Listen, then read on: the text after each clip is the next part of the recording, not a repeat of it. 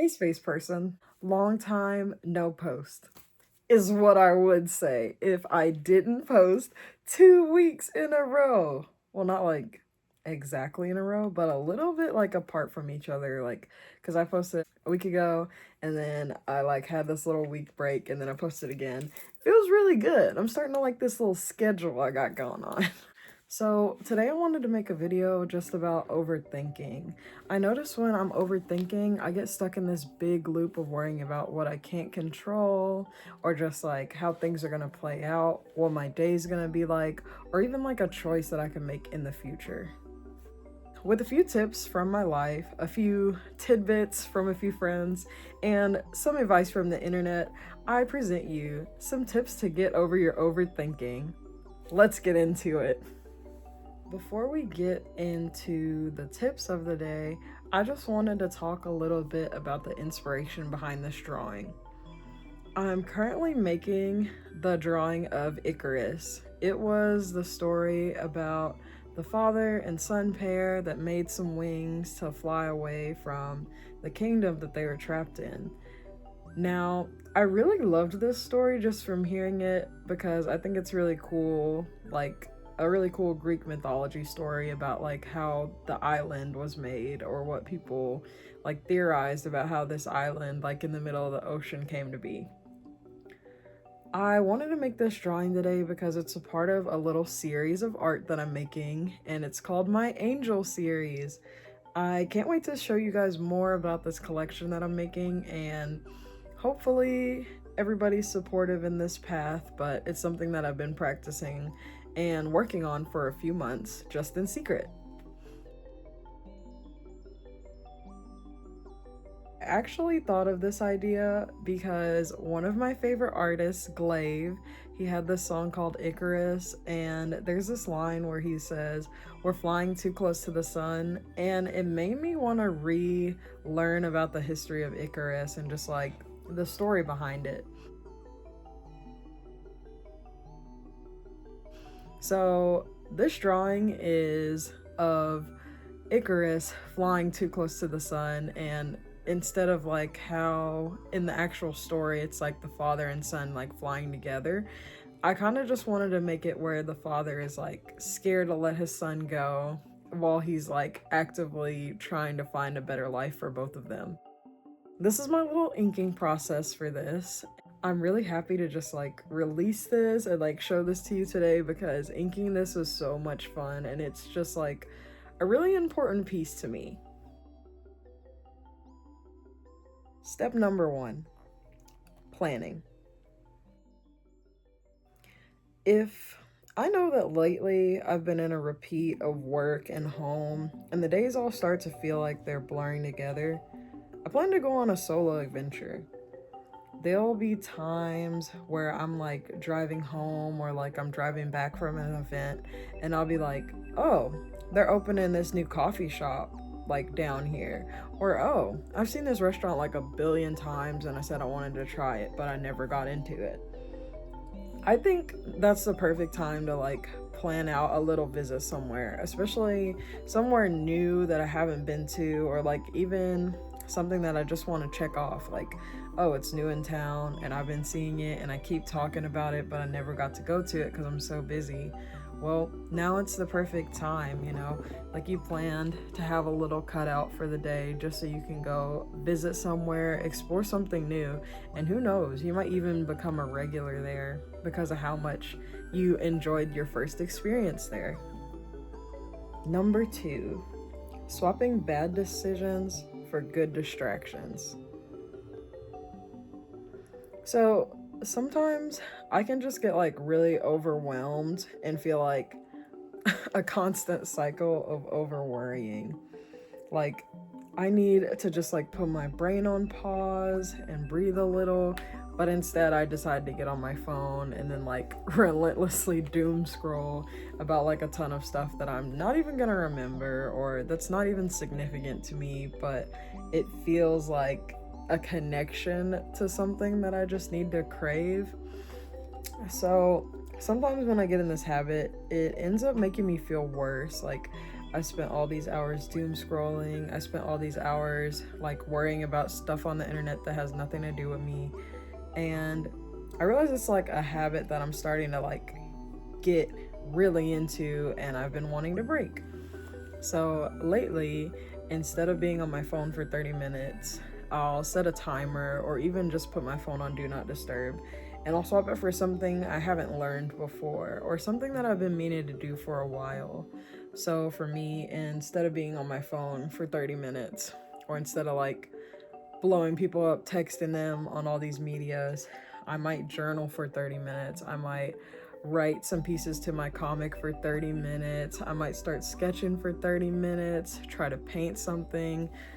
Anything that feels like a productive distraction instead of a distraction that's not really going to matter to me or what I've been working on. I personally like the swapping because I feel like it's a win-win. You're distracting something that's not going to help your future or help you in the long run to something that is going to be a part of your life for a while.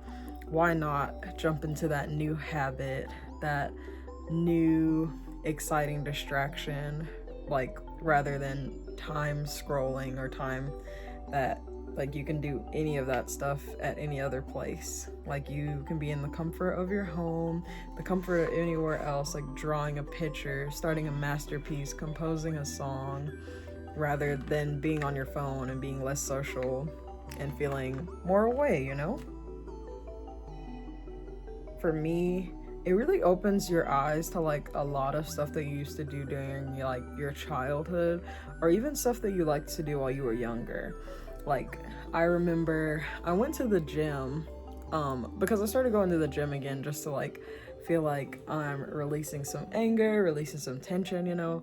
So I'm at the gym one day and I see this like schedule for the YMCA on the wall and I'm like, whoa, I haven't seen one of these in forever. Like, I thought they were just on the papers. Okay, what's going on here? So I look at the schedule and it's like all these different types of activities. They're like, oh, we got a dance fit class, a cycling class, like all this. And I'm like, oh, snap, I forgot that we did this here. So I decide that, like, since I was like free in like the morning time ish, and that was usually the time that I would spend working out, that I wanted to try this Zumba class. And even though I felt like very rusty, like starting on this Zumba class, it really unlocked a core memory of like, wow, I used to love dancing. Like I used to dance all the time. And this Zumba class just like made me realize like that was a part of me. And so like after I went to a few Zumba classes, I think I went to maybe like 9 Zumba classes in 1 month because it was like 2 a week or whatever, and I really got into it and I really met like a nice like group of people. Like it made me realize like how much fun dancing was. And so after like I like mastered the Zumba class because it's only like the same dances or whatever for that whole week. So once I feel like I mastered that, I was like, yeah, we got to keep going with this dancing thing. It feels great. Like I feel amazing. Like now I feel like I can dance to any song.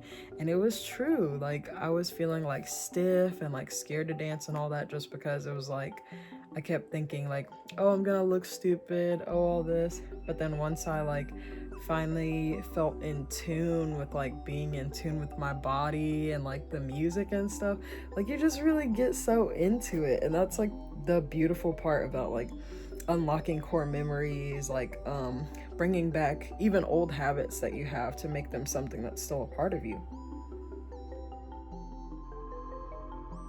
Step number 3, meditation. When we overthink and replay certain things in our mind, we're giving our thoughts more attention than we should be giving ourselves. So to focus on yourself again, you gotta recenter your breath and just feel what your body is going through. So personally, I like to go outside, or even if it's like I can't go outside, I'll like open my blinds and make a nice little pallet on the floor, sit cross-legged, and then close my eyes for like, it depends how long I need to think, but sometimes it's like I'll meditate for 5 minutes and keep my eyes closed and just focus on my breathing, the grounds, like how my body feels on the ground, where I'm feeling like the most tension, you know, or even just like focusing on the sounds that I hear, like anything tranquil that gets you back in the moment and not so in your head, you know? Like you need those moments to breathe, because it's like we really just need to take time to listen to ourselves and what we're feeling the most. Personally, I think we take sound for granted. Like there's so many things that we're always listening to, I feel like our phones, music, like audiobooks, TV. Like there's so much stuff to listen to all the time that you realize that one moment when you're not on your phone, like you're outside taking a walk and you hear all these birds chirping that you never heard before. It's kind of beautiful. Like you never heard all these things, or it's like it throws you off guard because you're like, wow, I haven't been in nature in a while. I haven't been in this moment listening for a while. And that's just really cool. Step number 4. I really love when my friends are having like big events, like birthdays or promotions, or just even small things, like anything worth celebrating. So instead of like getting in this habit of like overthinking, especially in the moment, maybe something bad happened, maybe something really got on my nerves, I like to put more attention on them. Like, oh, my friend's having a birthday. She's like also having this big party and all this. How can I help her? What are we gonna wear? What kind of gifts am I gonna give her? What's that one place that she loved to eat at that she told me she hasn't been at in a while? Like, putting the focus like on your connections can really help you, just because sometimes our friends are the people that really matter to us, and we just need to like form that connection and focus somewhere else rather than what somebody bad said at me at work, or that bad situation that I got into with whoever, and yada yada yada, you know? Like you really just gotta focus on like being in the moment and like those things that you've already had planned and what you were looking forward to and what you were so excited during the week, and not what X, Y, and Z is doing, how bad this thing hurt you, how bad like you feel about this moment. Like focus on what you are already excited about and what you plan to keep being excited about. Number 5, the 7x7 rule. Honestly, I really disliked this rule when I was younger, especially like from older people, like my parents, my grandparents. They would say all the time, like, oh, you need, to know that this stuff isn't going to affect you. The stuff you're stressing about is not going to affect you and all this. But at the same time, like, even though it was very pressing, especially when you're younger, because you're like, they're totally going to worry if I wear this party dress instead of this color dress. But like, honestly, is anybody going to remember you for that? Is anybody going to remember like, oh, yeah, 7 years ago, this girl looked a hot mess doing all this, doing all that? Not really. Honestly, I think it's so funny because the stuff that I stressed about, especially like in high school, like what are these people gonna think about me? What did I wear then? All this stuff. I don't remember a lick of high school anymore now. It's really crazy because of how much the 7x7 rule helps me now. I used to be a person that dreaded hearing the 7x7 rule, especially when it's like you take 7 minutes to think about what you're going through right now, what's like playing over and over in your mind, and then you think, in 7 years, am I ever going to think about this again?